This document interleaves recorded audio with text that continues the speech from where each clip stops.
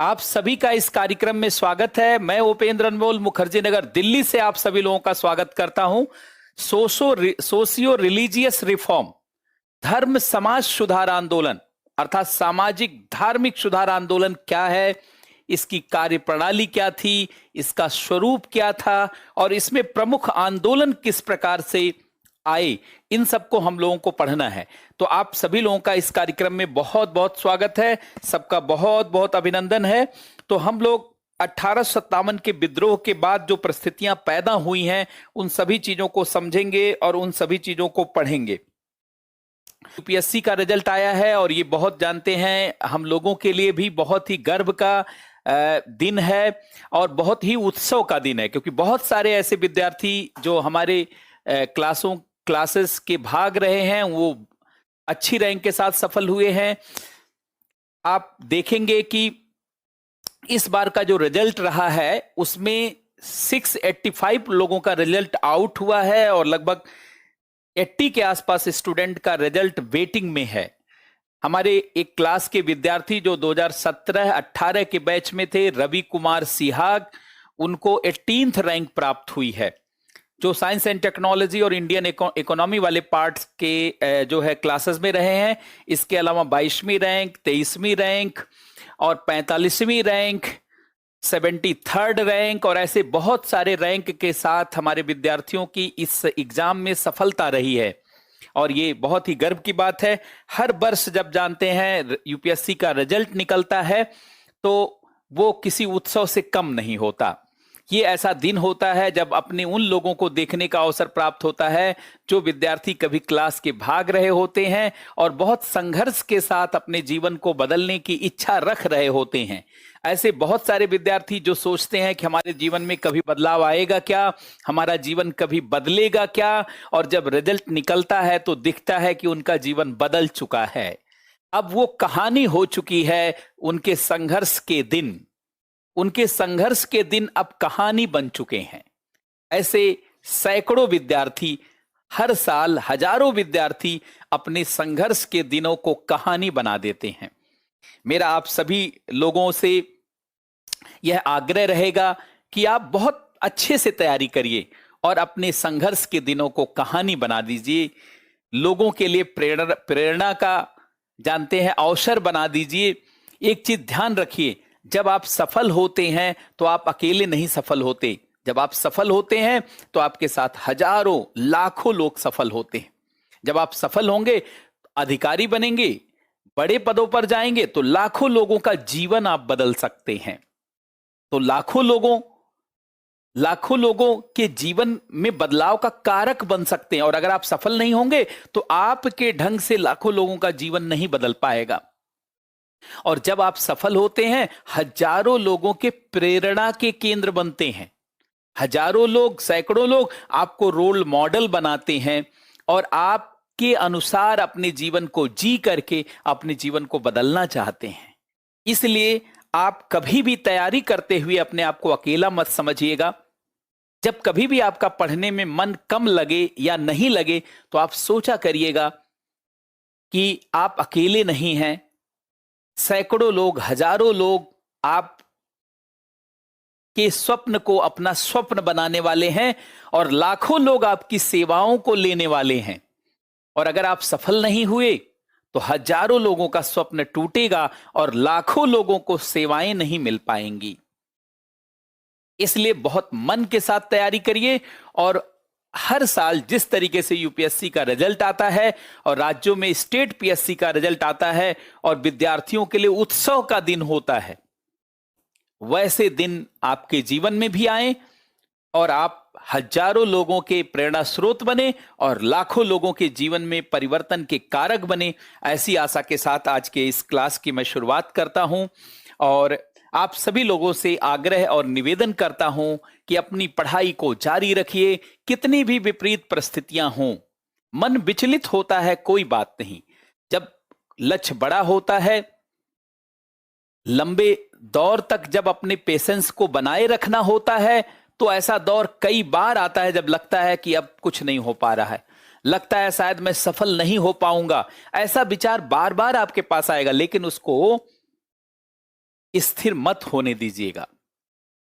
बुरा विचार आना, दबाव में आना, घबराना और ऐसा महसूस होना कि हम सफल नहीं हो पाएंगे, ऐसा सबके जीवन में आता है, बशर्ते उसे स्थिर नहीं रहने देना है।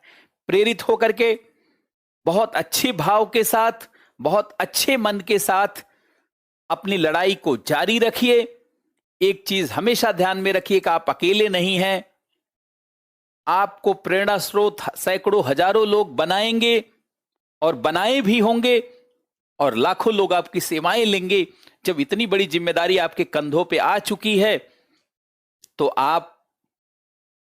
आप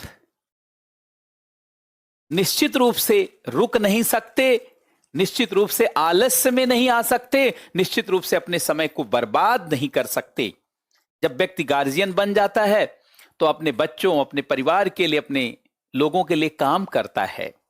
और आप तो पूरे समाज के, जिले के गार्जियन बनने वाले हैं। आईएएस आईपीएस बन करके पूरे जिले का गार्जियन बनेंगे, एसडीएम डिप्टी एसपी बन करके पूरे तहसील के गार्जियन बनेंगे। तो आपको जानते हैं, सोना नहीं है, आपको रुकना नहीं है, आपको थकना नहीं है, आपको हारना नहीं है, आपको अपने पेशेंस को खोना नहीं है, अपने धैर्य को खोना नहीं, धीरे धीरे वार करते रहना है, समझ को बनाते रहना है, क्वेश्चन को सॉल्व करते रहना है और इसी में अपनी खुशी ढूंढना है, इसी में अपना आनंद ढूंढना है। Learn to like the things that have need to be done. जो जरूरी है उसे पसंद करने की आदत डालना है। तो चलिए आज फिर हम लोग शुरुआत करते हैं। लेकिन ये आज का दिन बड़ा ही अच्छा अवसर है और उन हजारों सैकड़ों विद्यार्थियों के जीवन को बदलते हुए देखना, जो अपने जीवन को बदलना चाहते हैं, यह जानते हैं एक नया अवसर देता है। तो अब देखिए, हम लोग पढ़ेंगे धर्म, समाज, चलिए लिख देते हैं, धर्म, समाज सुधार आंदोलन, सोशियो रिलीजियस रिफॉर्म मूवमेंट। अब देखिए, 3 बिंदुओं के तहत हम लोग इसको देखेंगे। पहला तो देखिए, इसका स्वरूप क्या रहा है, स्वरूप एवं प्रवृत्तियां, टेंडेंसीज क्या रही, स्वरूप एवं प्रवृत्तियां, कार्य प्रणाली,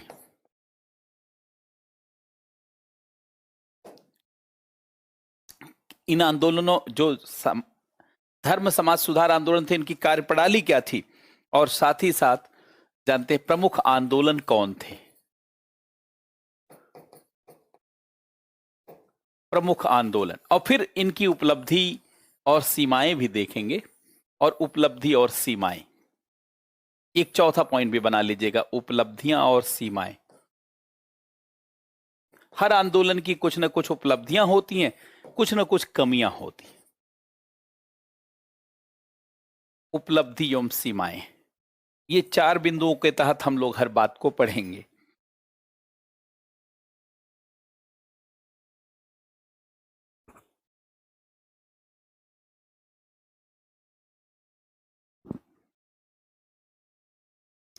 पहला देखेंगे फीचर्स एंड ट्रेंड, फिर एक्शन क्या रहा, उसमें कार्यप्रणाली क्या रही, फिर प्रमुख आंदोलन को देखेंगे।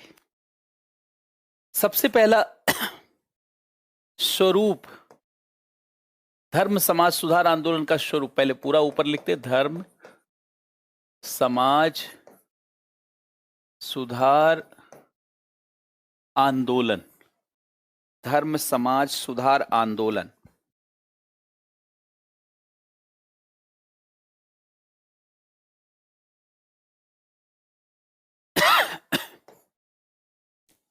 स्वरूप एवं प्रवृत्तियां, फीचर्स एंड ट्रेंड।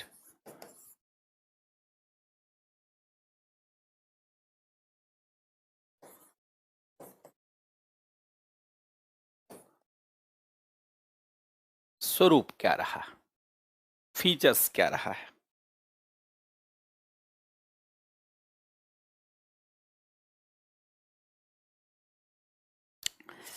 आप सभी लोगों ने देखा, कल हम लोगों ने बात भी किया कि 1857 के विद्रोह में जो हमारी असफलता रही, जो हम विद्रोह और क्रांति में सफल नहीं हो पाए, उसका कारण क्या था? उसका कारण था कि भारतीय समाज समुदाय में बटा हुआ था, जातियों में, क्षेत्रों में, भाषाओं में, धर्मों में, मतलब समुदाय में, कम्युनिटी में बटा हुआ था, जिसके नाते ना हमारा कोई साझा हित था, ना कोई साझा उद्देश्य था, ना कोई साझा संगठन था, ना ही कोई साझा भविष्य था, ना ही कोई साझा लक्ष्य था। जिसके नाते हम लोगों ने विद्रोह तो किया, लेकिन ना तो एक टाइम पर किया, ना तो एक दिन किया, ना तो साझे लक्ष्य के लिए किया, ना तो साझे भविष्य के लिए किया। और जब आप संगठित नहीं होंगे, जब आप साझे हित और भविष्य को निर्धारित नहीं कर रहे होंगे, तो दूसरा आपको जानते डिवाइड करेगा और आपको हराएगा। इसीलिए 1857 के विद्रोह के बाद यह सोचा गया कि अब आंदोलन से ज्यादा जरूरी, विद्रोह से ज्यादा जरूरी है कि भारतीय समाज की कमियों को दूर किया जाए, भारतीय समाज की समस्याओं को समाप्त किया जाए और पूरे भारतीयों को एक किया जाए, ताकि एक साझा संगठन बन पाए, साझे हित और साझे भविष्य के लिए काम किया जा सके और बाद में साझा लक्ष्य रख करके अंग्रेजों को भारत से खदेड़ा जा सके। इन्हीं सभी भावनाओं के साथ जानते हैं धर्म समाज सुधार आंदोलन की शुरुआत हुई। तो थोड़ा सा भूमिका यहां पे लिख लेंगे, फिर मैं पूरी बात कर रहा हूं। देखिए, 1857 के विद्रोह में असफलता का प्रमुख कारण भारतीयों का समुदाय में बटा होना था।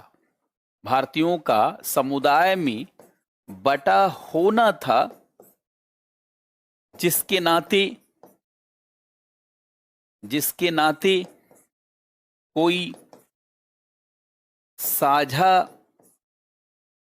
हित, साझा उद्देश्य,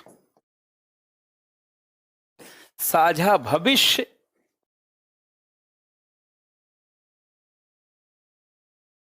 और साझा संगठन नहीं था। 1857 के विद्रोह में असफलता का प्रमुख कारण भारतीयों का समुदाय में बटा होना था, जिसके नाते कोई साझा हित, साझा उद्देश्य, साझा भविष्य और साझा संगठन नहीं था, जिसके नाते भारतीयों को हार मिली, जिसके नाते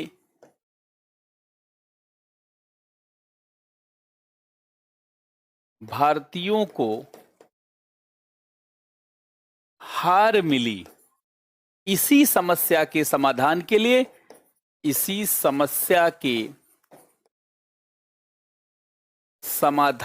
लिए, और इसके बाद अगले पेज पर लिखेंगे।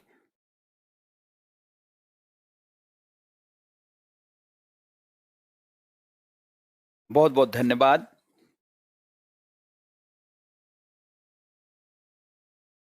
हरेंद्र कुमार और आप सभी लोगों को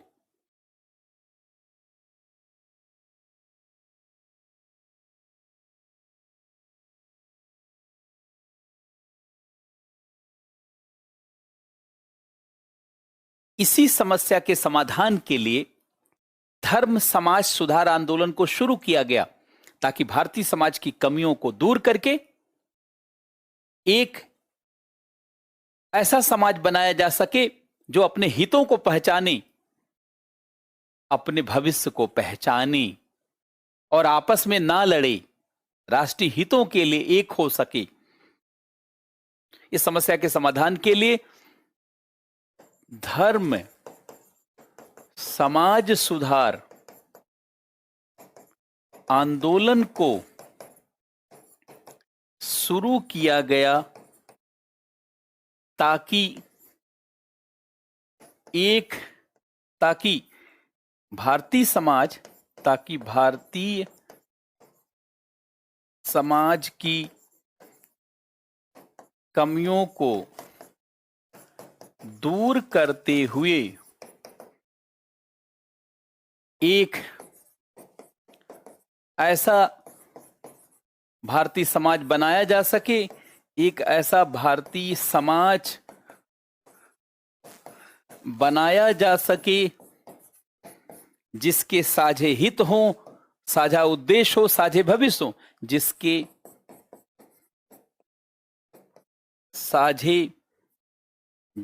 साझे हित हों, साझे उद्देश्य हों और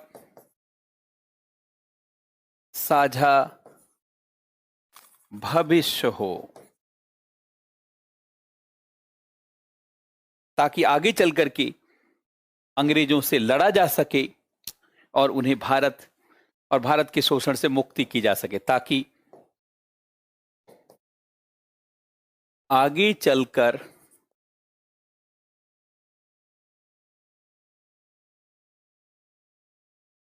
अंग्रेजों से लड़ा जा सके और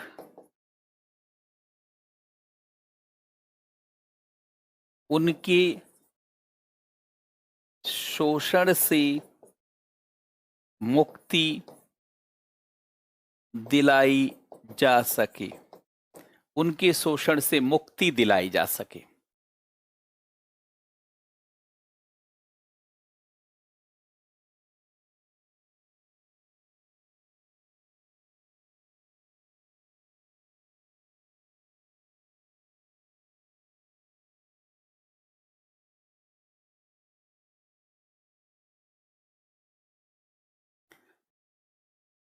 अब इसीलिए 1857 के विद्रोह के बाद बहुत सारे धर्म समाज सुधार आंदोलन को शुरू किया गया। यद्यपि कुछ धर्म समाज सुधार आंदोलन पहले से भी शुरू किए गए थे और उसका भी परिणाम भारतीय समाज को मिल रहा था, लेकिन 1857 के बाद जानते हैं धर्म समाज सुधार आंदोलनों की बाढ़ आ गई। धर्म पहले यहां लिख करके तब शुरुआत करेंगे। धर्म समाज सुधार आंदोलन, मैं कुछ आंदोलनों की बात कर देता हूं, जैसे नंबर 1 प्रार्थना समाज, जैसे प्रार्थना समाज 1867, जैसे प्रार्थना समाज, जैसे देवबंद आंदोलन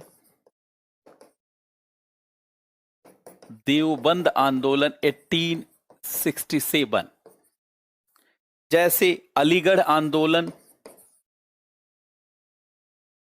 कुछ मुस्लिमों में कुछ हिंदुओं में 1870, जैसे आर्य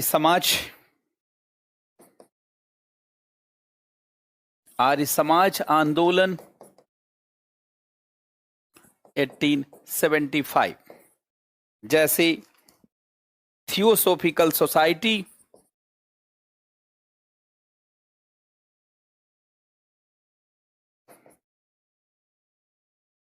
1882, पहले 1875 में फिर 1882 में, पहले 1875 में रामकृष्ण मिशन,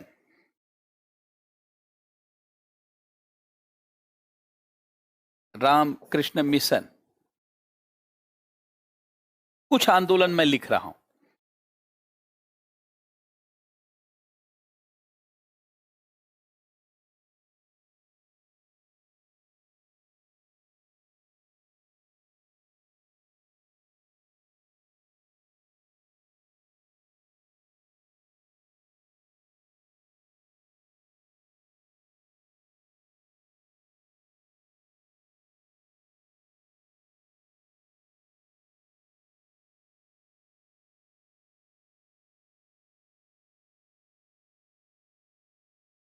धर्म समाज सुधार आंदोलन ये कुछ आंदोलन का मैंने नाम लिखा है, कुछ महत्वपूर्ण आंदोलन, कुछ महत्वपूर्ण आंदोलन। अभी बहुत ध्यान से पढ़ेंगे। देखिए, जब आप मेंस की तैयारी करेंगे तो ये सब पढ़ाई काम आएगी, बेस का काम करेगा, क्योंकि आपके दिमाग में एक सॉफ्टवेयर बन चुका होगा। पूरी पढ़ाई में जो सबसे बड़ी भूमिका पढ़ाई की नहीं है, बल्कि दिमाग में सोच और समझ का विकास हुआ है क्या, कि चीजें किस तरीके से डेवलप हुई हैं। अगर आपको पूरा ट्रेंड पता चल जाए हर टॉपिक में, हिस्ट्री में, पॉलिटी में, इकोनॉमी में, साइंस टेक में, इथिक्स में, इन्वायरमेंट एंड इकोलॉजी में, इंटरनल सिक्योरिटी में, डिजास्टर मैनेजमेंट में, आईआर में, सोसाइटी में, गवर्नेंस में, तो आपका आईएएस बनना तय है। क्योंकि एक बार सॉफ्टवेयर फीड हो गया तो खाली पढ़ना होता। मटेरियल, मैं तो मटेरियल को पढ़ना, ईमानदारी से कहा जाए तो मैं 10% पढ़ाई मानता हूं। मैं 50% पढ़ाई मानता हूं कि आप टॉपिक के प्रति, सब्जेक्ट के प्रति आपके सोच और समझ का विकास हुआ है या नहीं। 50% पढ़ाई तो सोच और समझ का विकास। 30 से 40% पढ़ाई अपने व्यक्तित्व को अनुकूल बनाए रखना है, पेशेंस बनाए रखना, धैर्य बनाए रखना, उदास नहीं होना, निराश नहीं होना, हताश नहीं होना, उत्साह बनाए रखना, मनोबल बनाए रखना। ये 30 से 35% पढ़ाई है। और 10 से 15% पढ़ाई रीडिंग करना, राइटिंग करना, प्रैक्टिस करना। तो इस नाते उसी मन स्थिति के साथ आगे बढ़ना है। अब देखिए, बहुत सारे, जैसे देखिए ये आंदोलन पहले ही शुरू किया गया था। जैसे देखिए, ये आंदोलन पहले का ही है। देखिए, ये आंदोलन भी आपको पहले का, देखिए ये 1857 के पहले के कुछ आंदोलन, और ये देखिए 1857 के बाद के कुछ आंदोलन है। लेकिन मैं अभी बाद के आंदोलन पे ही बात कर रहा हूं। बाद के आंदोलन पर इसलिए बात कर रहा हूं ताकि बाद में क्या परिस्थिति बनी पहले उसको महसूस कर लीजिए। ऐसा नहीं है कि 1857 के पहले धर्म समाज सुधार आंदोलन की शुरुआत नहीं हुई थी, कुछ चीजें शुरू हो गई थी। लेकिन 1857 के बाद तो बाढ़ आ गई, जब अंग्रेजों को लोग समझ गए और उनके प्रतिरोध को समझ गए। बात समझ रहे हैं? पहले तो जैसे ये देखिए, ब्रह्म समाज है, हम लोगों को पढ़ना तो सारा है, लेकिन 1857 के बाद जिस तरीके से बाढ़ आ गई, जिस तरीके से धर्म समाज सुधार आंदोलन की बाढ़ आ गई, उन सारे बिंदुओं को जानते समझना और जानना है, ताकि आप सभी चीजों से रूबरू हो सके, सभी चीजों को समझ सकें। बात समझ रहे हैं? तो अब देखिए, ये जो आंदोलन रहे हैं, देखिए ये जो आंदोलन है, ये जितने भी आंदोलन हैं, हमें समझना है भैया कि इनकी सबका स्वरूप क्या था और प्रवृत्तियां क्या थी। क्योंकि देखिए, मेंस के एग्जाम को सबसे आसान एग्जाम माना जाता है, लेकिन उन्हीं विद्यार्थियों को आसान लगेगा जिनके सोच और समझ का विकास हो गया हो, जिनके लाइन और लेंथ का विकास हो गया हो, जिनके लोकस और फोकस को दुरुस्त किया जा सका हो। उन्हीं के लिए आसान लगता, नहीं बहुत लोगों को टफ भी लगता है मेंस का एग्जाम। अब देखिए, स्वरूप और प्रवृत्तियों पे बात करेंगे। तो धर्म समाज सुधार आंदोलन का स्वरूप और प्रवृत्तियां, तो देखिए दोबारा मैं ऊपर लिख रहा हूं, अब ध्यान से सुनेंगे, पूरा चार्ट बनाऊंगा। धर्म समाज सुधार आंदोलन, अब इनका जानते हैं स्वरूप और प्रवृत्तियां। स्वरूप एवं प्रवृत्तियां, features and trend, features and trend. अब देखिए दो तरीके के मुख्यतः आंदोलन रहे। स्वरूप में देखिए तो दो तरीके का स्वरूप रहा, अब प्रवृत्तियां देखिए तो 3 प्रकार की। तो मैं इकट्ठा लिख रहा हूं, एक तो रिफॉर्मिस्ट रहे, सुधारवादी, और दूसरा एंटी रिफॉर्म। पहला रिफॉर्मिस्ट,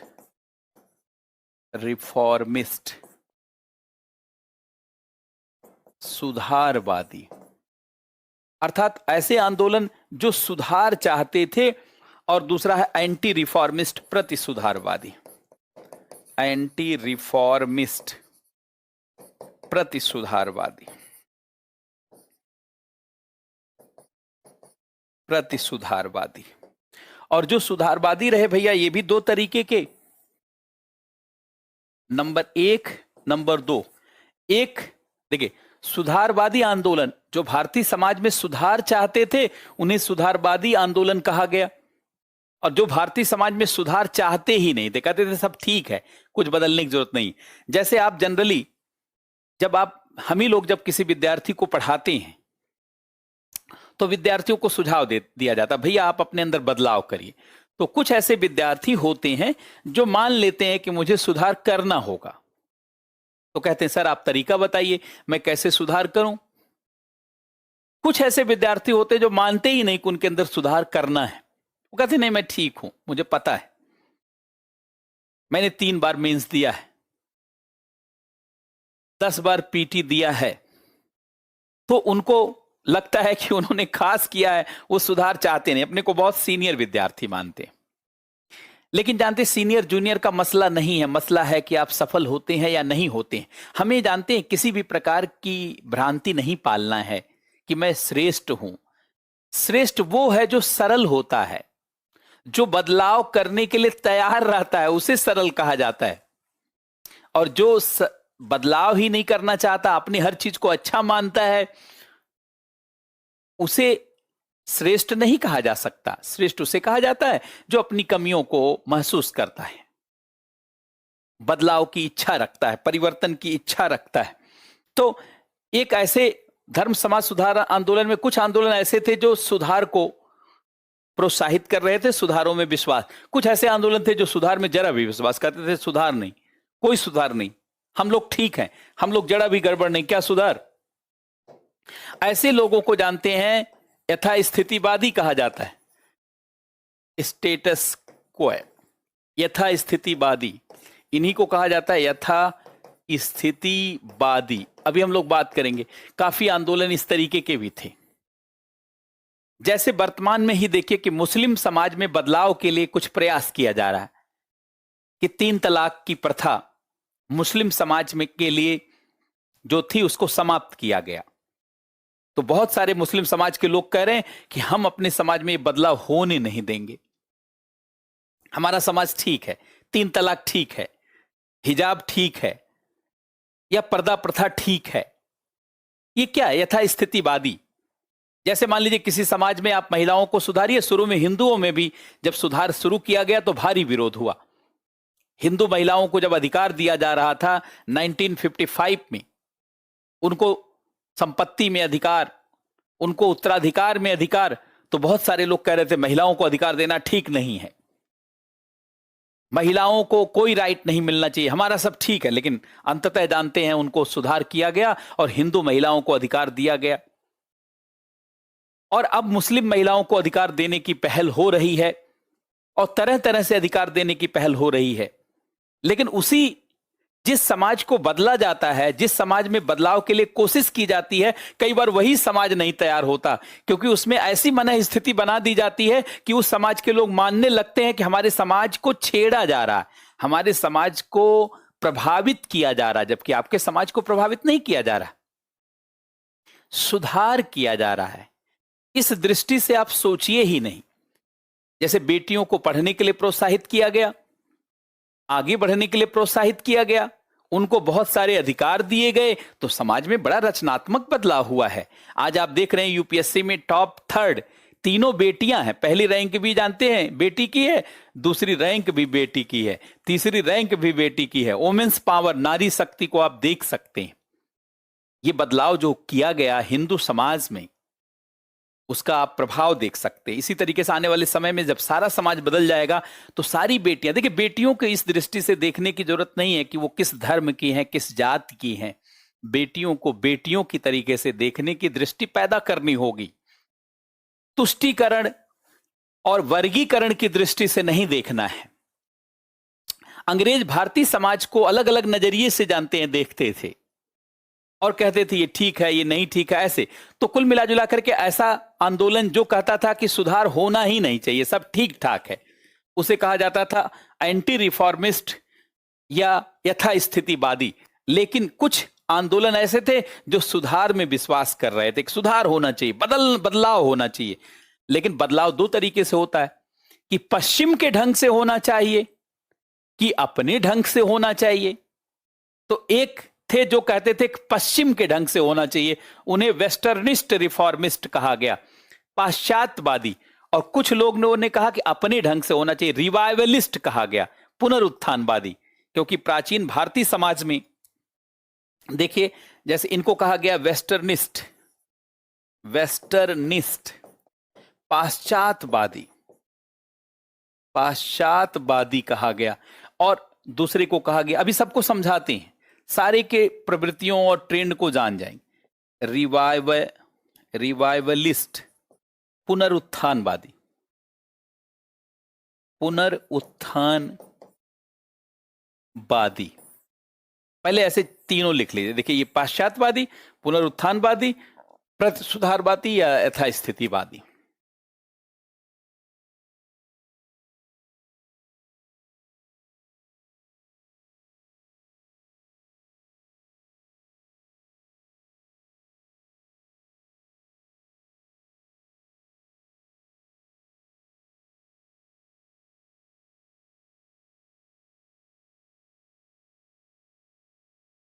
अब कई ऐसे आंदोलन थे जो पाश्चात्यवादी ढंग से सुधार चाहते थे कि पश्चिमी ढंग से सुधार होना चाहिए, अंग्रेजों का तरीका ठीक है। और कुछ ऐसे थे जो कहते थे सुधार होना चाहिए लेकिन प्राचीन भारतीय ढंग से। हिंदुओं में प्राचीन जानते वैदिक काल वाला दौर आना चाहिए और मुसलमानों में प्राचीन इस्लाम वाली दशा आनी चाहिए। तो पाश्चात्यवादी, थोड़ा थोड़ा सबके बारे में दो दो लाइन देख लीजिए। वेस्टर्निस्ट, पाश्चात्यवादी, ऐसे धर्म सुधार आंदोलन, ऐसे धर्म समाज सुधार आंदोलन जो भारतीय समाज में बदलाव चाहते थे, जो भारतीय समाज में बदलाव चाहते थे, लेकिन उसके लिए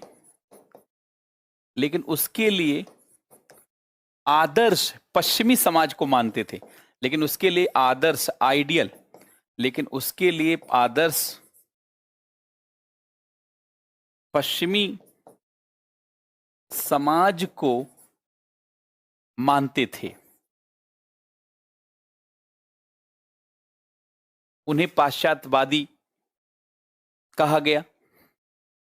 ऐसे धर्म सुधार समाज सुधार आंदोलन जो भारतीय समाज में बदलाव चाहते थे लेकिन उसके लिए आदर्श पश्चिमी समाज को मानते थे, उसके लिए आदर्श पश्चिमी समाज को मानते थे कि पश्चिमी समाज जानते बेहतर है, पश्चिमी समाज ज्यादा अनुकूल है और उसी के अनुसार जो है बदलाव होना चाहिए, उसी के अनुसार चीजें बदलनी चाहिए।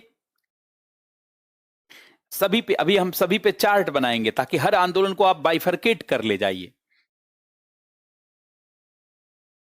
पश्चिमी समाज को मानते थे। अब पश्चिमी समाज देखिए, अब पश्चिमी समाज की क्या विशेषता थी? पश्चिमी समाज की तीन विशेषता थी। पश्चिमी समाज तर्कवाद, विज्ञानवाद, मानवतावाद पर आधारित था। अब देखिए, पश्चिमी समाज, अब पाश्चात्यवाद, वेस्टर्निस्ट,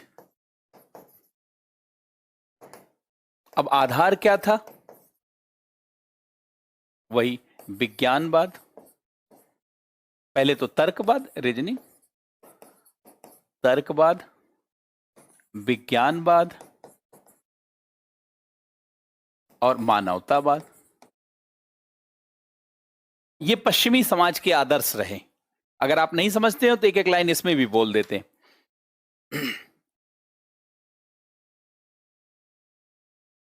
या तर्कवाद विज्ञानवाद को एक जगह लिख लीजिए तो एक पॉइंट और लिख लेंगे, ये विज्ञानवाद को एक साथ लिख लीजिए, तर्कवाद विज्ञानवाद, और यहां उदारवाद को लिख लीजिए, लिबरलिज्म। देखिए, हर घटना को तर्क एवं विज्ञान के आधार पर, विज्ञान के आधार पर देखा जाए, कोई धार्मिक दृष्टि के अनुसार नहीं किया जाए।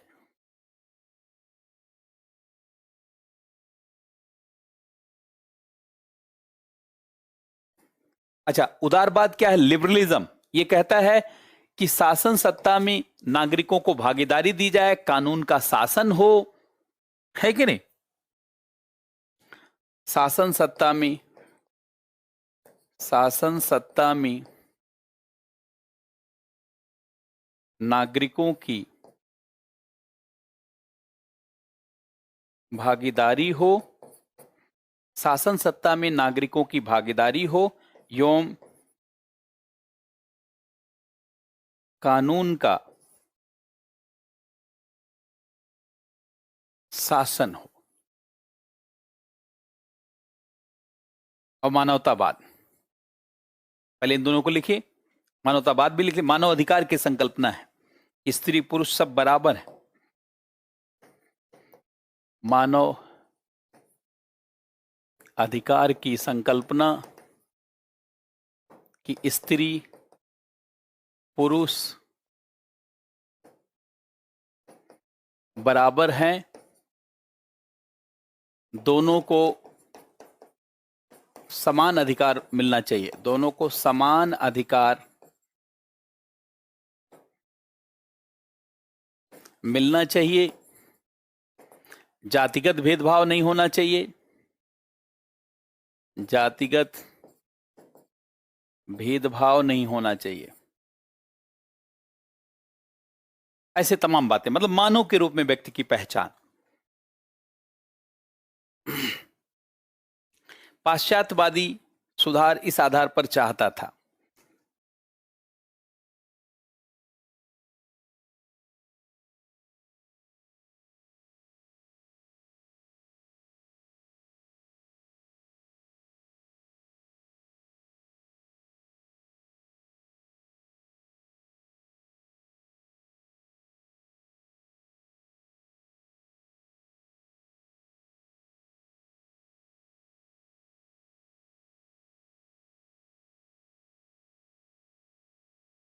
अब दूसरा जो आंदोलन, ये तो पहला आंदोलन जो पाश्चात्यवादी, जो पश्चिमी ढंग से समाज को सुधारना चाहता था, भारतीय समाज को मॉडर्न बनाना चाहता था और कहता था हर चीज को तर्क के आधार पर, विज्ञान के आधार पर माना जाए, और उदारवाद और मानवतावाद को शासन सत्ता में भारतीयों की भागीदारी हो, कानून का शासन हो, कोई भेदभाव ना हो, स्त्री पुरुष सब बराबर हैं, सारी जातियां बराबर हैं, इस तरीके से आगे बढ़ा जाए। ये पहला जिन्हें पाश्चात्यवादी कहा जाता है, ये नजरिया रखते थे।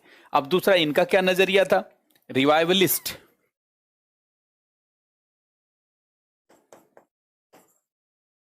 रिवाइवलिस्ट, पुनरुत्थानवादी, पुनरुत्थानवादी, जो भारतीय समाज में बदलाव करना चाहते थे, लेकिन प्राचीन भारतीय मूल्यों और जो प्राचीनता के आधार पर, क्योंकि इसमें हिंदुओं के भी धर्म समाज सुधार आंदोलन और मुसलमानों के भी हैं, ऐसे आंदोलन, ऐसे धर्म समाज सुधार आंदोलन, ऐसे धर्म समाज सुधार आंदोलन जो बदलाव में विश्वास करते थे, जो बदलाव में विश्वास करते थे, लेकिन प्राचीनता के आधार पर, प्राचीनता के आधार पर जो बदलाव चाहते थे, जो बदलाव चाहते थे, जो ये मानते थे कि प्राचीन जो भारतीय समाज था वो आदर्श समाज था। जैसे वैदिक काल में स्त्रियों पुरुषों को समान अधिकार था, जाति के आधार पर कोई भेदभाव नहीं था, केवल वर्ग का विभाजन था, जाति का बंटवारा ही नहीं था। कर्म के आधार पर जानते जाति की पहचान थी, जन्म के आधार पर जाति की पहचान नहीं थी।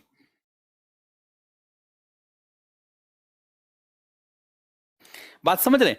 तो उन सारी चीजों को, ऐसे ऐसे धर्म समाज सुधार आंदोलन जो बदलाव में विश्वास करते थे लेकिन प्राचीनता के आधार पर जो बदलाव चाहते थे, उन्हीं को पुनरुत्थानवादी कहा गया। अब इसमें हिंदुओं में भी और मुसलमानों वाले आंदोलन भी हैं। पहले लिख लीजिए इतना, प्राचीनता के आधार पर बदलाव चाहते थे। इसमें भी जानते हैं दो तरीके के आंदोलन हैं मुख्य रूप से।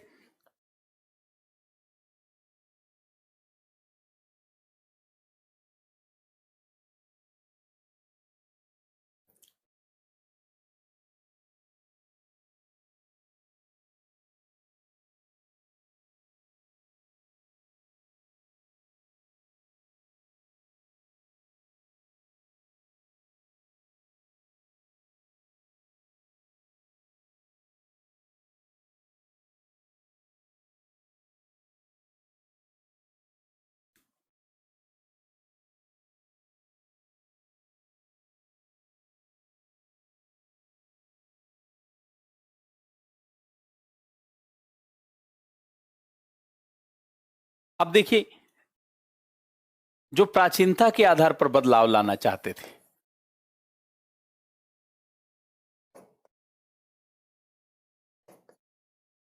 पुनरुत्थानवादी, प्राचीनता की आधार पर बदलाव, और प्राचीनता के आधार पर बदलाव दो तरीके से होगा।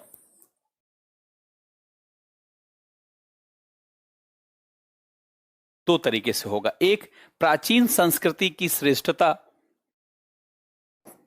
प्राचीन संस्कृति की श्रेष्ठता को अपनाया जाए, अपनाया जाए, प्राचीन संस्कृति की श्रेष्ठता को अपनाया जाए।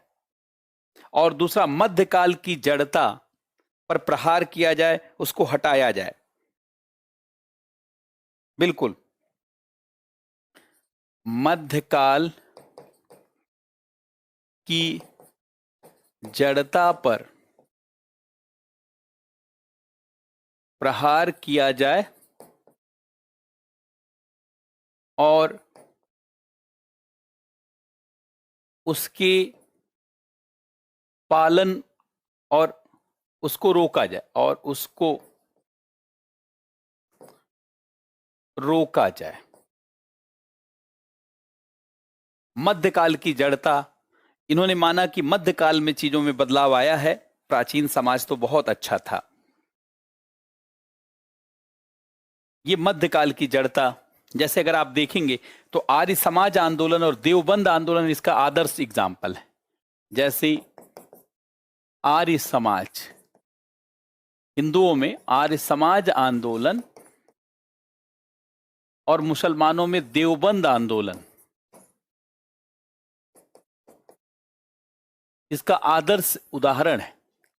आर्य समाज कहता है कि प्राचीन भारतीय संस्कृति की तरफ जाइए, सारे भेदभाव समाप्त मिलेंगे, सारी चीज समाप्त। और देवबंद आंदोलन कहता है प्राचीन इस्लाम की तरफ मुड़िए, बाद में इस्लाम में जड़ता आई, परेशानी आई, उस इस्लाम को मत मानिए जो बीच में डेवलप हुआ, उस इस्लाम को मानिए जो जानते शुरू में शुरू हुआ, जिससे कुरान और हदीस का विकास हुआ, और ये जिससे वेद और उपनिषदों का विकास हुआ। तीसरा, एंटी रिफॉर्मिस्ट, ऐसे आंदोलन जो मानते थे कि बदलाव की जरूरत ही नहीं है। एंटी रिफॉर्मिस्ट, प्रतिसुधारवादी, प्रतिसुधारवादी या जिन्हें यथास्थितिवादी भी कहा जाता है, यथास्थितिवादी।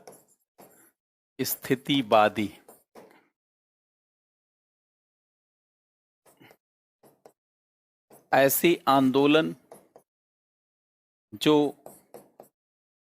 सुधार में विश्वास नहीं करते थे,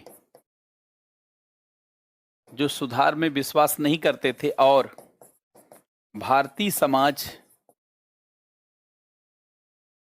समाज में कोई भी बदलाव नहीं चाहते थे, कोई भी बदलाव नहीं चाहते थे, और भारतीय समाज में कोई भी बदलाव नहीं चाहते थे। कहते थे सब ठीक चल रहा है, कुछ बदलने की जानते जरूरत नहीं है। काफी कुछ आप जानते हैं, थियोसॉफिकल सोसाइटी या बहाबी आंदोलन काफी हद तक, जैसे काफी हद तक, अभी बाकी मैं चार्ट बना दूंगा, काफी हद तक थियोसॉफिकल सोसाइटी, थियोसॉफिकल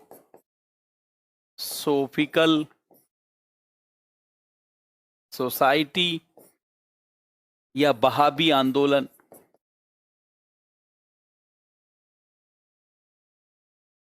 आप इनको देख सकते हैं। थियोसॉफिकल सोसाइटी या बहाबी आंदोलन।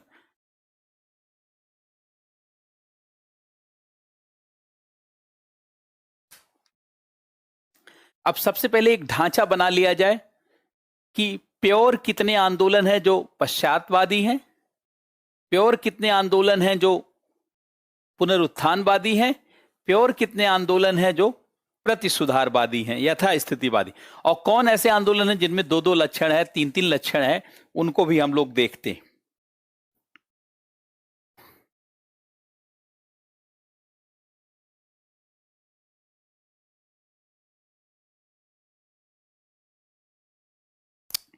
तो अब जानते, चार्ट बना लीजिए। पहले तो देखिए यहां पे मैं ऐसे लिख रहा हूं, धर्म समाज सुधार आंदोलन। अब यहां पर पाश्चात्यवादी, पाश्चात्यवादी, वेस्टर्निस्ट, रिवाइवलिस्ट, पुनरुत्थानवादी, पुनरुत्थानवादी और प्रतिसुधारवादी, एंटी रिफॉर्मिस्ट,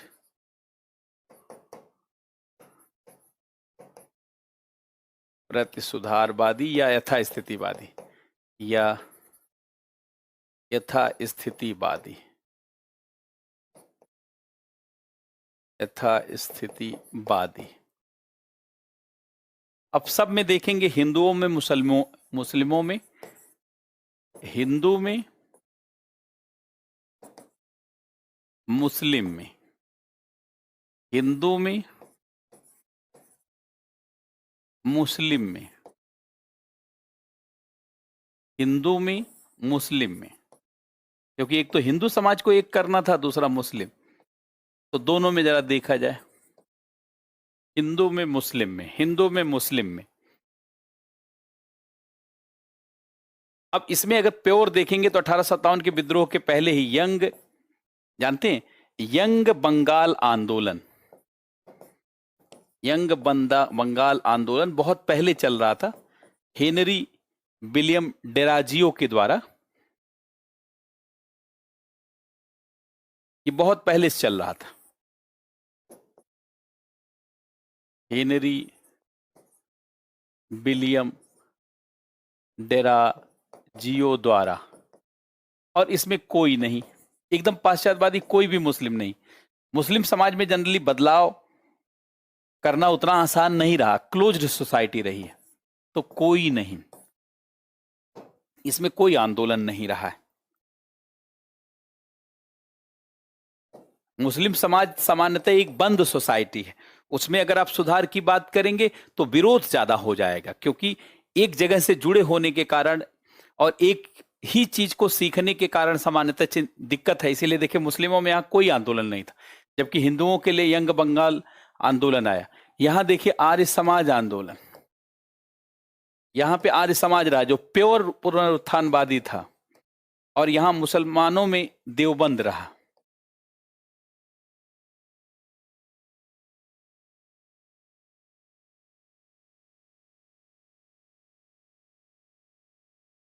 यहां आप देखेंगे इस तरीके से आंदोलन रहा।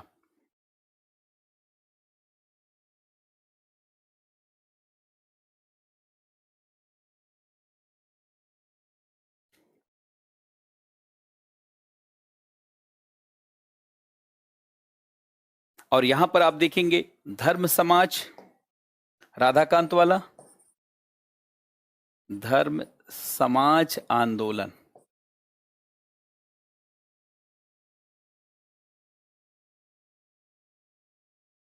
1828 का, सॉरी 1830 का, और फराजी आंदोलन।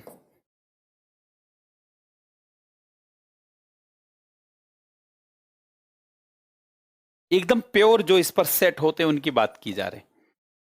ये 1818, ये देखिए इसमें काफी आंदोलन आपको पहले वाले लगेंगे।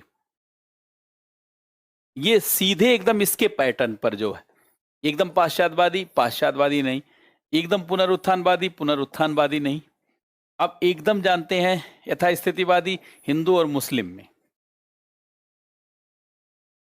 अब इसमें हम लोग प्रमुख, अब देखिए ऐसे आंदोलन जिसमें दोनों लक्षण है, ऐसे आंदोलन जिसमें दोनों, उसके लिए भी चार्ट, पहले ये चार्ट बना लीजिए, तब दूसरा चार्ट बनाते हैं, फिर प्रमुख आंदोलन हम लोग पढ़ेंगे।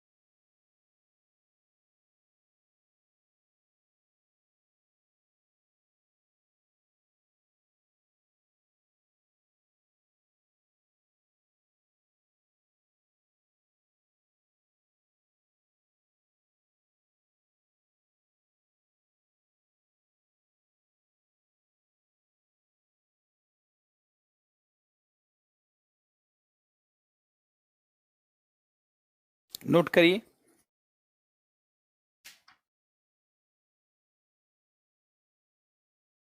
अब दूसरा चार्ट बनाएंगे जिसमें दोनों दोनों लक्षण रहे, कुछ पाश्चात्यवादी लक्षण, कुछ पुनरुत्थानवादी। चार्ट बनाए रहेंगे तो काम आएगा। धर्म समाज सुधार आंदोलन, पाश्चात्यवादी, पाश्चात्यवादी, पुनरुत्थानवादी और यथास्थितिवादी, यथास्थितिवादी। अब देखिए जिनमें ये दोनों लक्षण रहे और जिनमें ये दोनों लक्षण रहे, हिंदू मुस्लिम,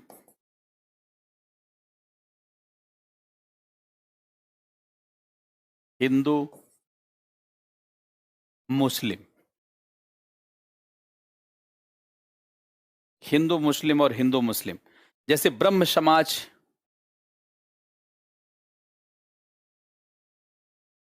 और प्रार्थना समाज, बल्कि ऐसे लिख दे, थोड़ा जगह भी ले करके, ब्रह्म समाज और प्रार्थना समाज, इसमें दोनों लक्षण, कुछ पाश्चात्यवादी, कुछ पुनरुत्थानवादी। ब्रह्म समाज और प्रार्थना समाज, ब्रह्म समाज वही 2828 वाला और ये 1867 वाला। और मुस्लिम में आप देखेंगे अलीगढ़ आंदोलन,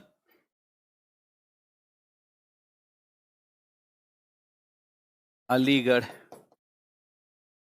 आंदोलन,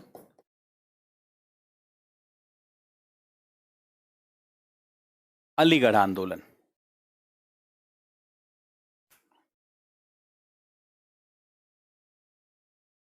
अब थियोसोफिकल सोसाइटी, इसमें भी दोनों लक्षण, कुछ पुनरुत्थानवादी, कुछ यथास्थिति। थियोसोफिकल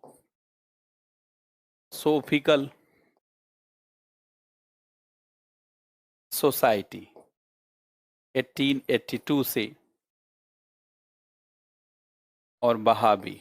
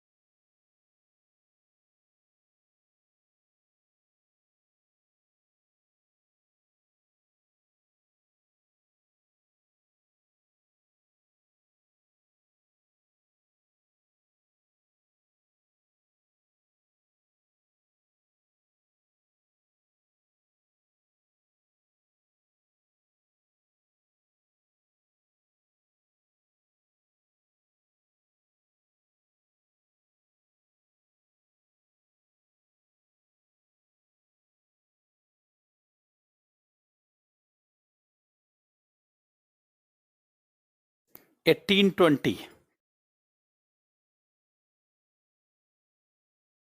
1820 है। अब ऐसा आंदोलन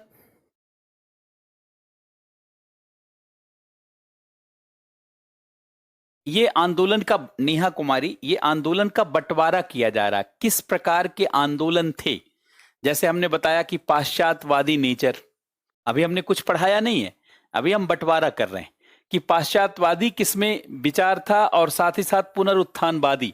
अभी पढ़ते समय ये पता चलेगा कि किसमें किस तरीके का, किस किस आंदोलन में किस किस तरीके के, जानते हैं, सुधार शामिल थे।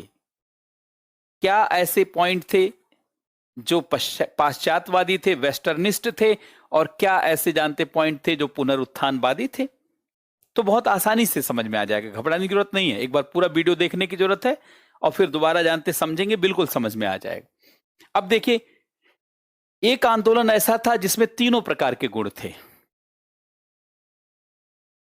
धर्म, समाज सुधार आंदोलन।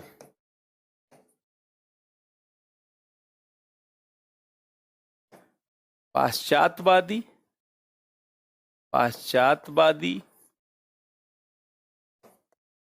पुनरुत्थानवादी, जिसमें तीनों लक्षण, पुनरुत्थानवादी और यथास्थितिवादी, जिसमें तीनों लक्षण। रामकृष्ण मिशन, रामकृष्ण मिशन,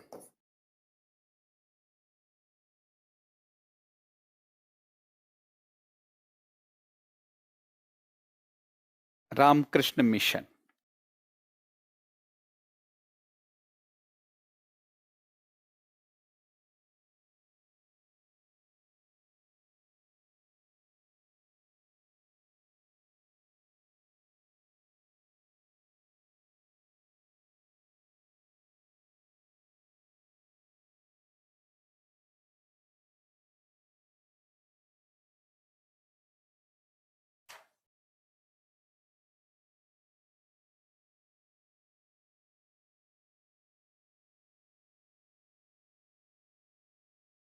अब देखिए, इस आधार पर जो क्वेश्चन पूछे जाएंगे आप उसको आसानी से बता पाएंगे। मान लीजिए क्वेश्चन आ जाए कि आर्य समाज किस प्रकार का आंदोलन, जैसे एक क्वेश्चन आ जाए कि आर्य समाज किस प्रकार का आंदोलन रहा है, आर्य समाज किस प्रकार का आंदोलन रहा है। अगर ये क्वेश्चन आ गया तो यहां हमने कहा पाश्चात्यवादी, बी हमने कहा कि पुनरुत्थानवादी,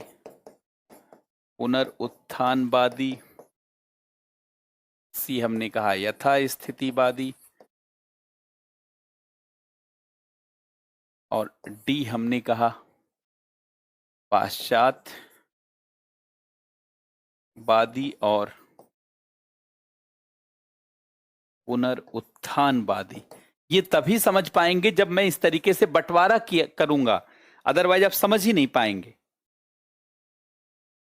तीनों का मुस्लिमों का कोई आंदोलन नहीं था, तीनों का मुस्लिमों में कोई आंदोलन नहीं था।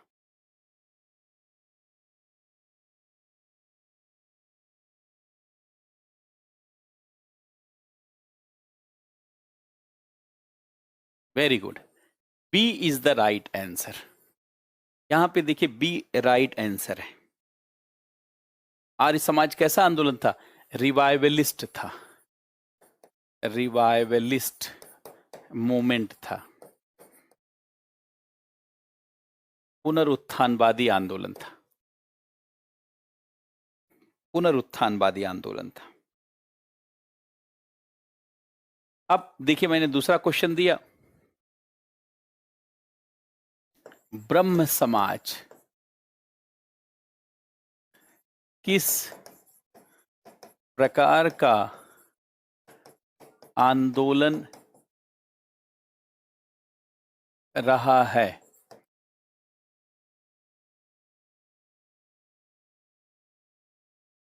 पाश्चात्यवादी,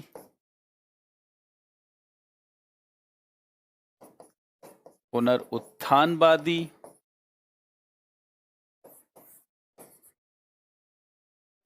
पाश्चात्य एवं पुनरुत्थानवादी,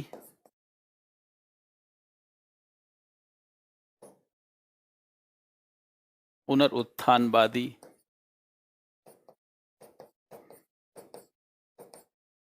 एवं यथास्थितिवादी, यथास्थितिवादी।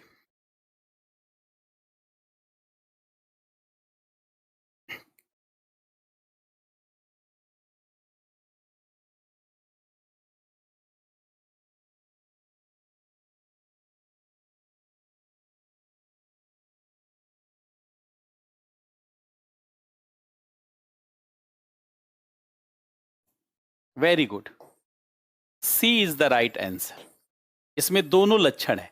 ब्रह्म समाज में पाश्चात्यवादी सुधार के भी लक्षण है, पुनरुत्थानवादी सुधार के भी लक्षण है। इसमें सभी प्रकार के सुधार के लक्षण हैं।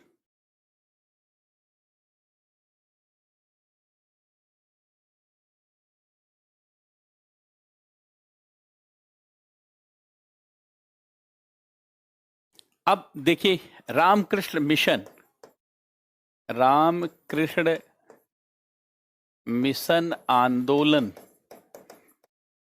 का क्या स्वरूप रहा है? क्या स्वरूप रहा है? हमने ई कहा,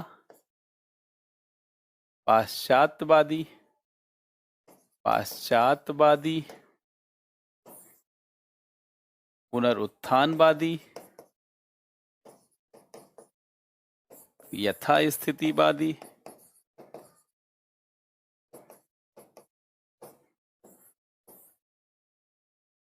कोई नहीं, और या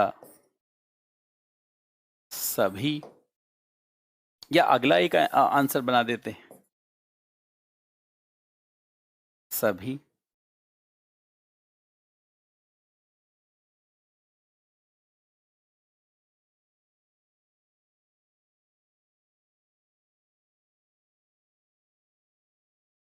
पाश्चात्यवादी का मतलब जो पश्चिमी ढंग से सुधार चाहते थे। शुरू में मैंने पढ़ाया, जो लोग देर में जुड़े होंगे हो सकता ना जान पाए हों। पाश्चात्यवादी का मतलब जो पश्चिमी ढंग से सुधार चाहते थे। पाश्चात्यवादी का मतलब जो पश्चिमी ढंग से सुधार चाहते थे।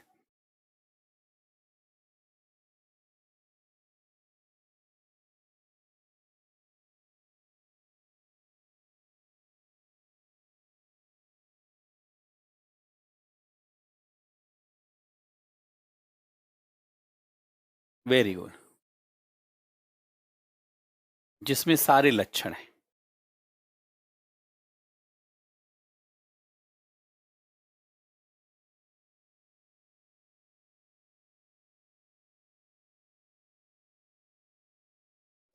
मुस्लिमों में चलाया गया वहाबी आंदोलन,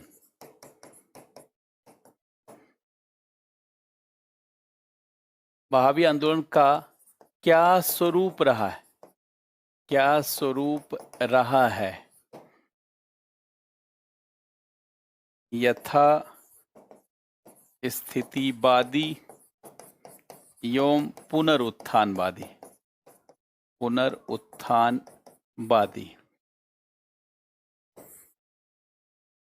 पुनरुत्थानवादी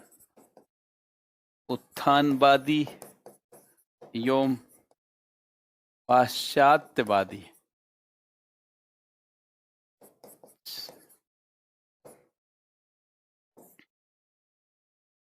यथा स्थितिवादी, कोई नहीं।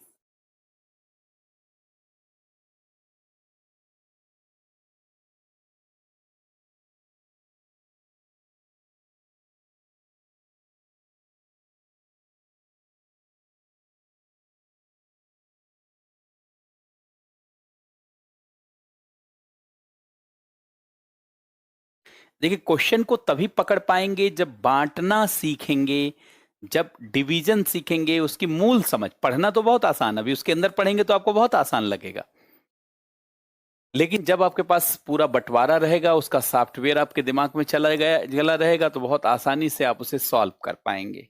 तो देखिए, यहां पर हमने जो ये बंटवारा किया है, ये आपके बड़े काम का है, क्योंकि ये पूरा सारी किताब पढ़ने के बाद जब निचोड़ किया जाता है, तब ये सब समझ में आता है। मान लीजिए अगर ये नहीं समझ रहेगा तो मेंस में नहीं लिख पाएंगे। मान लीजिए धर्म समाज सुधार आंदोलन में क्वेश्चन आ जाए, मेंस में सवाल आ जाए कि धर्म समाज सुधार आंदोलन में किए गए पाश्चात्यवादी सुधार आंदोलन, यथा पुनरुत्थानवादी सुधार आंदोलन और यथा स्थिति सुधारवादी आंदोलनों पर चर्चा करते हुए प्रमुख आंदोलनों पर प्रकाश डालिए।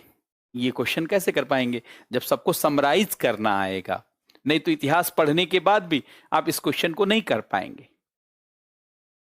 जब तक आप समराइज करना नहीं जानेंगे तो क्वेश्चन को आप कर नहीं पाएंगे। तो समराइज करना सीखना है। देखिए, पढ़ने का काम तो आप भी कर सकते हैं, दो चार फैक्ट मैं कम बताऊं तो आप उसको पढ़ ले जाएंगे, लेकिन अगर मैं सोच और समझ का विकास नहीं करूंगा तो वो आपके लिए, जानते हैं, नुकसानदायक रहेगा। इसलिए इस क्लास को इस आधार पर कभी मत देखने का प्रयास करिएगा कि क्या पढ़ाया गया, क्या छूटा, बल्कि क्या सोच नहीं डेवलप की गई। लगभग सारी सोच मैं डेवलप करने पर काम करूंगा।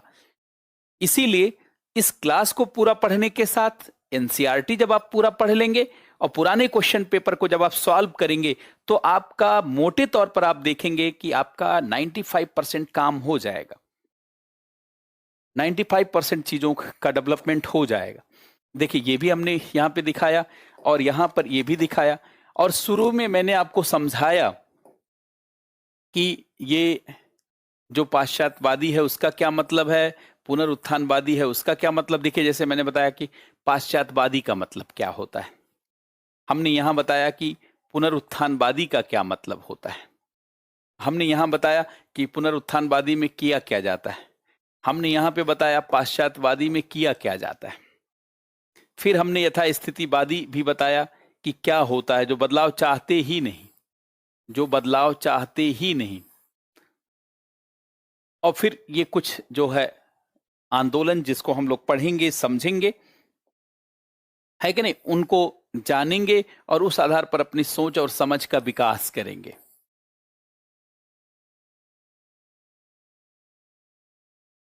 ये जो बदलाव करना ही नहीं चाहते, ये देखिए, ये जो बदलाव नहीं करना चाहते सामान्यतः जो बदलाव के विरोधी हैं, जैसे इसलिए मैंने लिखा यहां काफी हद तक थियोसोफिकल सोसाइटी। क्यों कहा थियोसोफिकल सोसाइटी? क्योंकि थियोसोफिकल सोसाइटी में थोड़ा पुनरुत्थानवादी और थोड़ा यथास्थितिवादी लक्षण है। बात समझ रहे हैं? अब देखिए, मान लीजिए हमने ब्रह्म समाज की बात की। ब्रह्म समाज,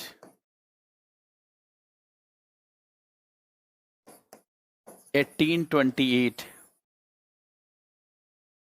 राजा राम मोहन राय। देखिए, ये आंदोलन 1857 के विद्रोह के पहले ही था। इस नाते इसके अंतर्गत भारतीय समाज को बदलने की इच्छा थी, लेकिन उसमें राष्ट्रवादी लक्षण कम था। पहले तो ये लिखिए, नोट करिए।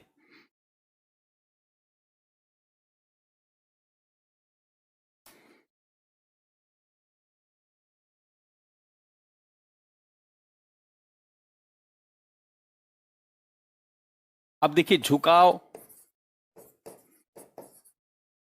पाश्चात्यवादी सुधार, पाश्चात्यवादी ढंग से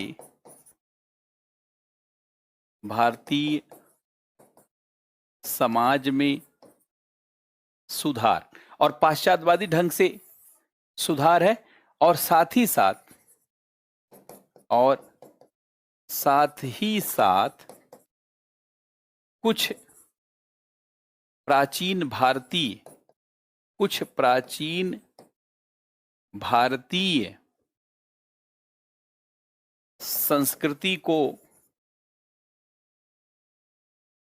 अपनाकर भी सुधारों को आगे बढ़ाना कैसे है, मैं समझाता हूं।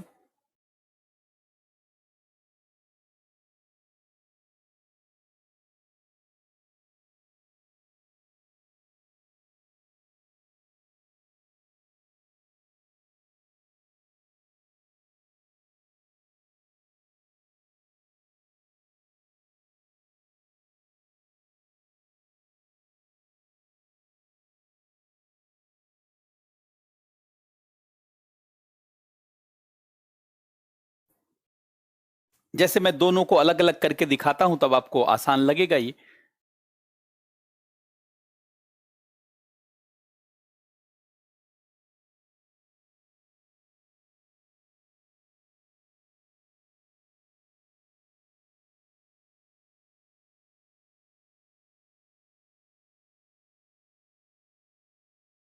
जैसे यहां पर देखिए,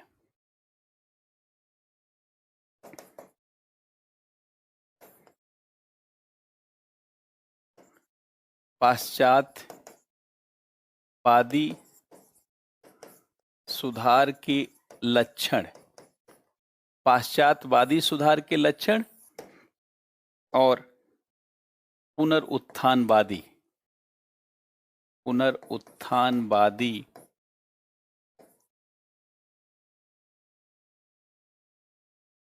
अब देखिए कुछ कुछ मैं बताऊंगा तो इससे आपको क्लियर होगा कि इसमें पाश्चात्यवादी लक्षण क्या है और पुनरुत्थानवादी क्या। जैसे आधुनिक शिक्षा और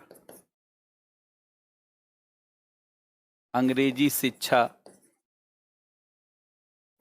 पर जोर, आधुनिक और अंग्रेजी शिक्षा पर जोर, आधुनिक और अंग्रेजी शिक्षा पर जोर।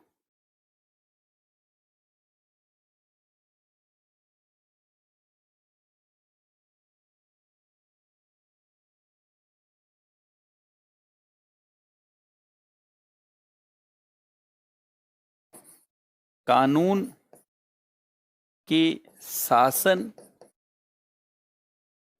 को अपनाने पर जोर, कानून के शासन को अपनाने पर जोर।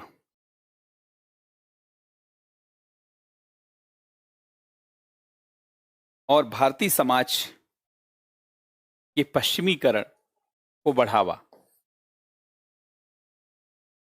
भारतीय समाज के पश्चिमीकरण,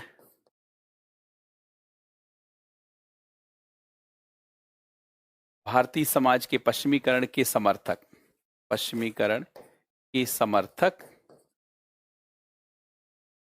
स्त्रियों के मामले में भी, बच्चों के मामले में, बहुत सारे मामले। अब देखिए पुनरुत्थानवादी जो सुधार की बात है उनकी बात हम लोग करेंगे कि पुनरुत्थानवादी क्या था।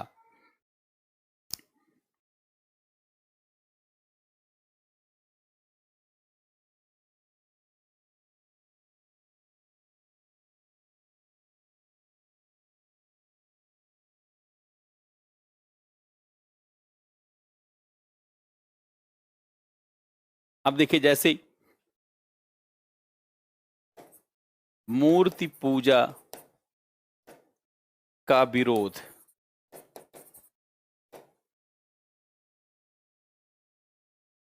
सती, जैसे पहला मूर्ति पूजा का विरोध, महिलाओं को अधिकार देने का समर्थन, ये ऋग्वैदिक काल, वैदिक काल।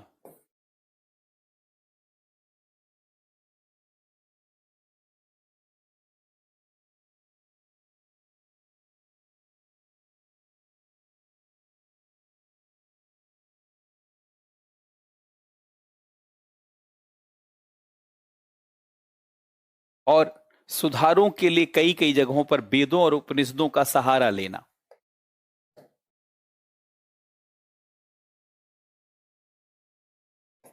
सुधारों के लिए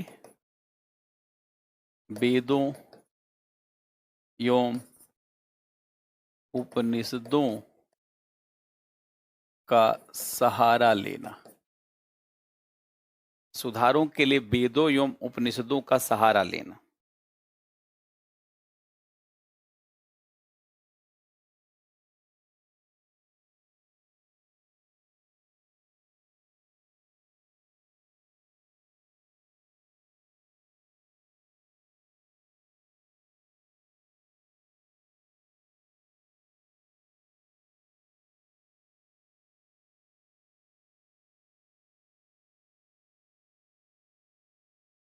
और ये चीज माना था कि भारतीय ज्ञान विज्ञान उच्च है, प्राचीन भारतीय ज्ञान विज्ञान उच्च श्रेणी का रहा है।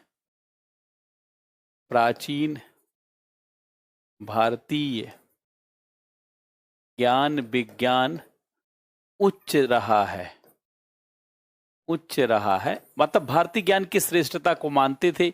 सुधारों के लिए वेद और उपनिषदों का भी सहारा, मूर्त पूजा का विरोध, एकेश्वरवाद का समर्थन, महिलाओं के अधिकारों, महिलाओं को अधिकार देने का समर्थन। अर्थात आप देखेंगे तो ब्रह्म समाज में जानते हैं दोनों प्रकार के लक्षण आपको आसानी से यहां पे दिखाई दे रहे होंगे। दोनों प्रकार के लक्षण आसानी से दिखाई दे रहे हैं।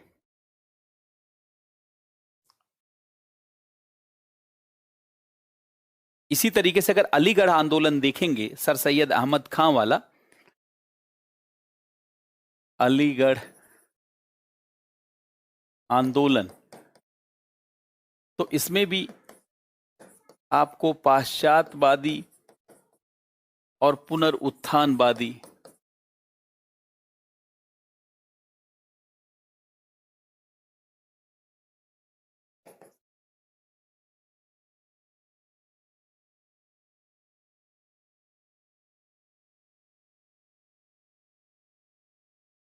शिक्षा में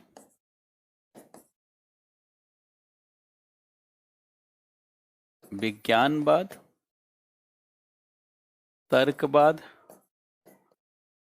को बढ़ावा, शिक्षा में विज्ञानवाद, तर्कवाद को बढ़ावा।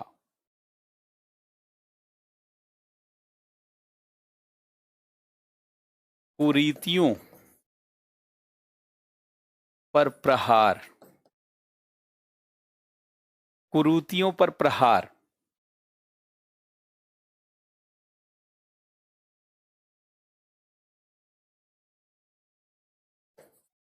इस्लाम में आई कमियों को दूर करने के लिए, कुरान हदीस का सहारा, कुरान हदीस का सहारा।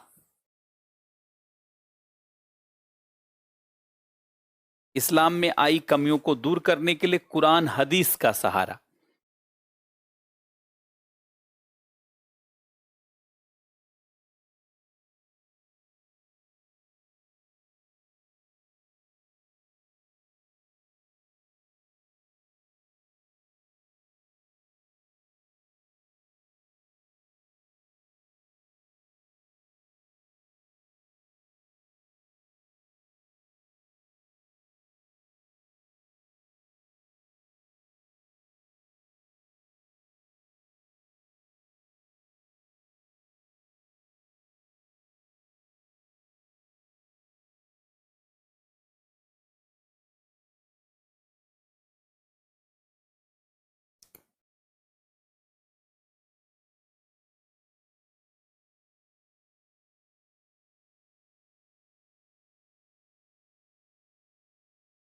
नोट करिए,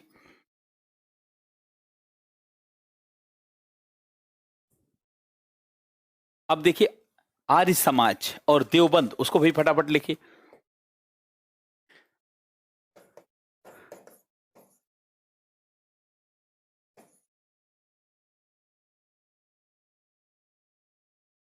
दयानंद सरस्वती, ये एकदम पुनरुत्थानवादी। स्वरूप क्या है? पुनरुत्थानवादी। प्राचीनता पर गौरव है इसमें। रिवाइवलिस्ट, प्राचीन भारतीय संस्कृति के गौरव को स्वीकार करना। इसलिए नारा वेदों की तरफ लौटो, वेदों की ओर लौटो, वेदों की ओर लौटो। हर चीज में स्वदेशी समझा देते हैं। अभी क्या है देखिए, जो लोग नहीं जानते, कुरान और हदीस। कुरान का मतलब अल्लाह का संदेश, अल्लाह का संदेश, खलीफाओं का संदेश।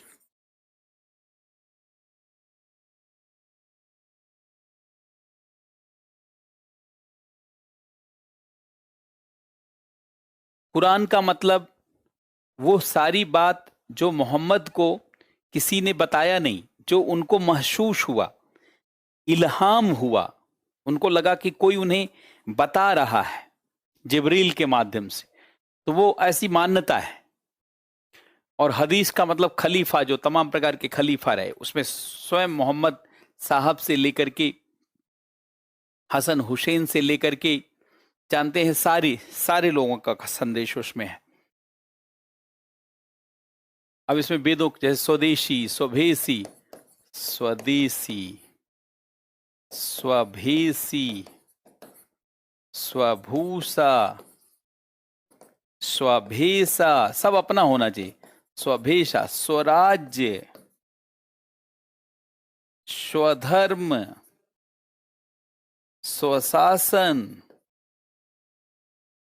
सब चीज अपना, सब अपना।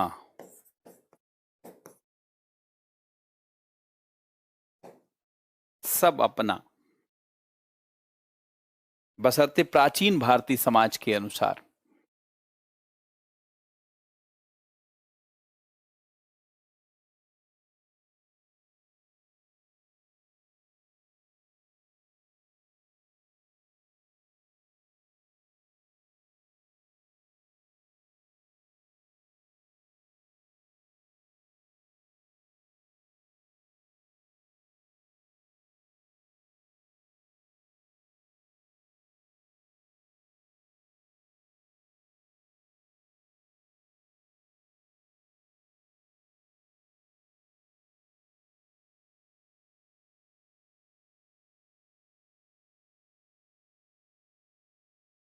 और बुराइयों का जानते विरोध, चाहे वो मूर्ति पूजा का खंडन, चाहे सती प्रथा का खंडन, बाल विवाह का खंडन, है कि नहीं, विधवा विवाह की स्थापना, और सारे बुराइयों का खंडन, सभी बुराई का खंडन, सभी बुराई का खंडन। जैसे जातिवाद का, स्त्री पुरुष भेदभाव का, जातिवाद का, स्त्री पुरुष भेदभाव का, सती प्रथा का, बाल विवाह का, सबका खंडन।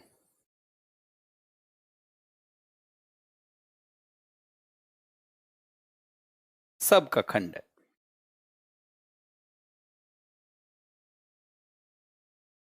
सबका खंडन होगा।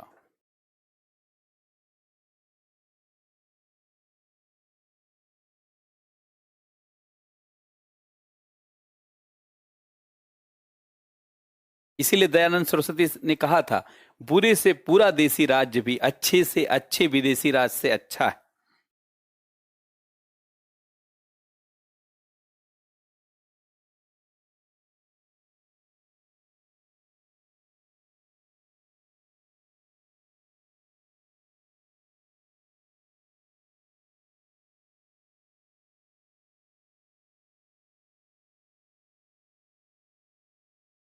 दयानंद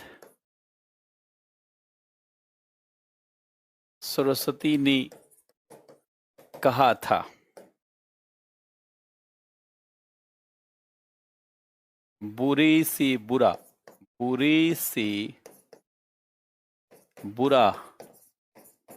स्वदेशी राज अच्छे से अच्छा विदेशी राज्य से श्रेष्ठ है। बुरे से बुरा स्वदेशी राज अच्छे से अच्छा विदेशी राज से श्रेष्ठ है। अर्थात अपनी प्राचीन संस्कृति की श्रेष्ठता को स्वीकार करना, अर्थात अपनी श्रेष्ठता को स्वीकार करना, अपनी श्रेष्ठता को स्वीकार करना, अर्थात अपनी श्रेष्ठता को स्वीकार करना।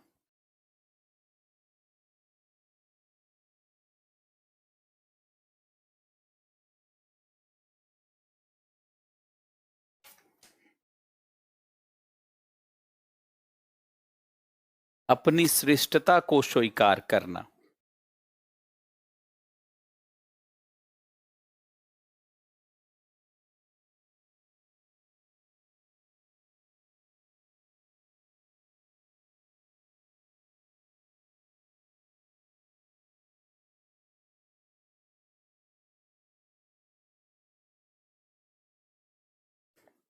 अब हम लोग जो है देवबंद आंदोलन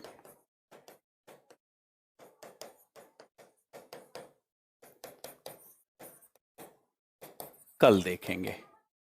अब कल देखेंगे इसको और यहीं से आगे बढ़ेंगे ताकि जानते सब चीजों को सिस्टमैटिक समझें, सिस्टमैटिक जाने। देखिए जो ढांचा मैं यहां बना रहा हूं, जिस तरीके का यहाँ पे मैं आपको चाहता हूं कि आपके अंदर एक सोच और समझ का सॉफ्टवेयर डेवलप हो, एक व्यू डेवलप हो, उसी के अनुसार ही आप पढ़ने की कोशिश करिए। तब चीजों को कम भूलेंगे या कहिए नहीं भूलेंगे और याद भी रहेगा, एग्जाम में भी काम आएगा और साथ ही साथ मस्तिष्क में भी बना रहेगा और मेंस में भी लाभ होगा और साथ ही साथ इंटरव्यू वगैरह में भी आप इस नजरिए के साथ जानते हैं चीजों को बताने समझाने में सक्षम होंगे और जानते हैं उसको रिव्यू देने में भी, उसको निष्कर्ष बनाने में भी। तो आज जो लोग शामिल हुए सबको बहुत बहुत धन्यवाद। पुनः कल इससे आगे बढ़ेंगे।